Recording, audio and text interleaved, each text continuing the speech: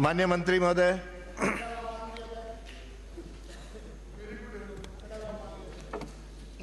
भाई अगले कहें तब मानूंगा। माननीय अध्यक्ष महोदय, खंड 1 चित्तौड़गढ़ के शहरी क्षेत्र में वर्तमान में 20 कच्ची बस्तियां हैं जो 1999 से पूर्व अवस्थित हैं। इन कच्ची बस्तियों में 3380 परिवार निवासरत हैं, जिनमें वर्तमान में लगभग 13,516 नागरिक निवास कर रहे हैं। खंड 2 उक्त कच्ची बस्तियों में 2430 पट्टे नगर परिषद द्वारा जारी किए गए हैं। खंड 3 वंचित रहे शेष निवासियों में से पात्र परिवारों को नियमानुसार आगामी समय में पट्टे जारी कर दिए जाएंगे। माननीय सदस्य। माननीय अध्यक्ष महोदय, चित्तौड़गढ़ शहर में उक्त 20 कच्ची बस्तियां हैं, कौन कौन सी हैं तथा इनमें से किस किस कच्ची बस्ती में पट्टे सरकार द्वारा कब जारी किए गए? क्या यह सही है कि नगर परिषद द्वारा जारी किए गए 2430 पट्टों में से कई लोगों के दोहरे पट्टे जारी किए गए? साथ ही उक्त जारी पट्टे 2430 पट्टों में से कई पट्टाधारी चित्तौड़गढ़ शहर के मूल निवासी न होकर बाहर के बांग्लादेशी हैं, रोहिंग्या हैं?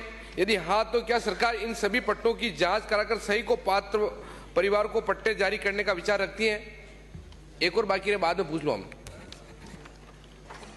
माननीय अध्यक्ष महोदय, मैं आपके मार्फत सदन को आश्वस्त करना चाहूँगा कि माननीय सदस्य ने जो शंका जाहिर की है, अगर किसी भी गैर भारतीय ने या किसी घुसपैठिए ने कूट रचित दस्तावेज के माध्यम से भूखंड आवंटित करवा लिया है, कोई शिकायत प्राप्त होगी, वहाँ के अतिरिक्त जिला कलेक्टर से उसकी जांच करवाकर उसके अनुसार विधि जांच रिपोर्ट के आधार पर विधि अनुसार कार्रवाई करते हुए कूट रचित दस्तावेज के माध्यम से उसने अगर कोई लाभ प्राप्त किया है, उसके लिए भी जो भी कानूनी कार्रवाई होगी वो करेंगे। बाकी हमारे पास जो सूचना है वो हमने आपको बता दी, और बाकी जो परिवार बचे हैं उनके लिए हम शीघ्र ही कोई न कोई योजना बनाकर उनको भी पुनर्वासित करेंगे।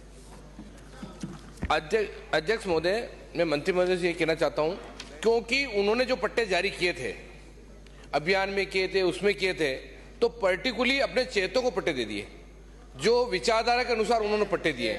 जो कच्ची बस्ती में जो विचारधारा के अनुरूप नहीं थे उस टाइम, उनको पट्टे नहीं दिए, वो सभी 100% वंचित है। उनका आप समय बता दें कि हम इतने दिन में या इतने महीने में अपन वो पट्टे जारी करवा देंगे। एक मिनट मंत्री महोदय, एक तो आप ये बता दें कि इतने महीने में उनको भी करवा देंगे, क्योंकि उनके जो मिलने वाले थे, उनके चेते वाले थे, उनकी विचारधारा वाले थे, क्योंकि जिन विचारधारा की सरकार थी उनके अनुसार उन्होंने पट्टे जारी कर दिए। क्योंकि जो हमारी विचारधारा के लोग थे उनको एक भी पट्टा उन्होंने जारी नहीं किया, तो वो पट्टा आप कब तक जारी करते हैं? उसका समय आप निश्चित करें कि 6 महीने में करेंगे, साल भर में करेंगे, 12 महीने में करेंगे, कब करेंगे, एक को वो बता दें। दूसरा, नहीं, निर्दलीयों की भी विचारधारा होती है मंत्री महोदय, आप पहले मंत्री रहे हैं, विचारधारा निर्दलीयों की विचारधारा होती है जब 1 लाख वोट के जीत के आए हैं, ये थोड़ा ध्यान रखें। और दूसरी ये है कि अब बांग्लादेशी या रोहिंग्या को जो पट्टे दे दिए, तो मैं खुद ही शिकायत कर रहा हूँ ना आपको, मैं बता रहा हूँ आपको, जो चित्तौड़गढ़ में ऐसे बहुत से बांग्लादेशी कच्ची बस्ती में बस गए, जो रोहिंग्या वो बस गए, और उनको वहां के दस्तावेज, आधार कार्ड वगैरह वगैरह, राशन कार्ड सब बनवा दिए। तो उनके प्रति आप क्या करेंगे, कैसे हटवाएंगे? एक तो उनको हटवाने के करने, एक उनके खिलाफ उनको पट्टे दे दिए, उनके निरस्त करवाएं, और एक हमारी विचारधारा के जो लोग हैं उनके पट्टे कितने समय में आप दिलवाएंगे? ये विचारधारा मुद्दे। माननीय अध्यक्ष महोदय, विचारधारा को मनोज जी, विचारधारा को अध्यक्ष जी अच्छी तरह जानते हैं, अध्यक्ष जी क्वेश्चन के बाद आपको डिटेल बता देंगे। और बैठिए। माननीय अध्यक्ष महोदय, हाँ भाई, माननीय मंत्री जी का उत्तर सुनिए। मैं आपके मार्फत सदन को आश्वस्त करना चाहूंगा कि विचारधारा से मुझे कोई मतलब नहीं है।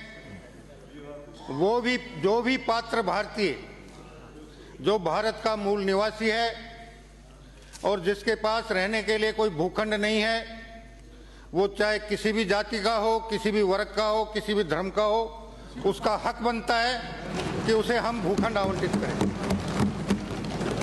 नंबर 2, आपने जो रोहिंग्या और बांग्लादेशियों की बात की, वो मैंने आपसे पहले ही निवेदन कर दिया सदन के मार्फत कि ऐसे कोई भी व्यक्ति जो मूल रूप से भारतीय नहीं है, अगर उन्होंने कूट रचित दस्तावेजों के माध्यम से अनियमितता करके भूखंड प्राप्त कर लिए हैं, उनके भूखंड निरस्त करने के साथ साथ उनके खिलाफ भी फर्जकारी के मामले में जो भी कानूनी कार्रवाई हो सकती है वो करने में हम किसी प्रकार की कोताही नहीं बरतेंगे। नंबर 3, अब हो गया तो अगला बाकी प्रश्न आपके ऐसा व्यवधान बाकी नहीं है। आपके- आप लिख लीजिए। जो पात्र लोग ऐसा रह प्रावधान नहीं गए है। उनके लिए हम योजना बनाकर यथासंभव 2024 में प्रयास करेंगे कि उनको भी भूखंड आवंटित हो जाएं। तीसरा, आपने जो पूर्व में आवंटित में अपने चहेतों और अन्य चहेतों के बारे में जो सदन को अवगत कराया है, मुझे अवगत कराया है, अगर इस प्रकार की कोई भी शिकायत मेरे पास आएगी तो जिन लोगों ने अपात्र होते हुए भूखंड आवंटित करवा लिए उनके भूखंड आवंटित निरस्त करते हुए जिस भी अधिकारी ने उनको भूखंड आवंटित किया है उसके खिलाफ भी कार्रवाई की जाएगी। अगला प्रश्न श्री गोविंद प्रसाद।